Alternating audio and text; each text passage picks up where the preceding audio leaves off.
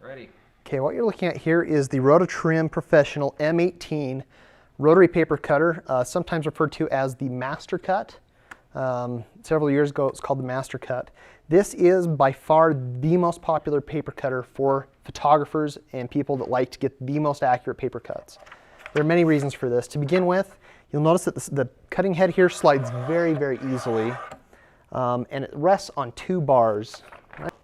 Now I'd like to flip this over and just show you the actual cutting blade. This is a cast iron head that the blade rests in, spring-loaded, round, self-sharpening, and this blade actually rolls along against a metal bar, and it just produces extremely crisp and straight cuts. Very, very professional. The cutter itself features a wood base, metal rails here, metal cutting head, and it features a grid pattern that's really nice for aligning photographs and paper. There's a ruler on the side here and along the cutting edge that's in centimeters and in inches. And then there's a guide here that can be loosened up. It can be slid back and forth for alignment. This is easily one of the most accurate rotary paper cutters that we offer. So I'm just going to show you how easy it is.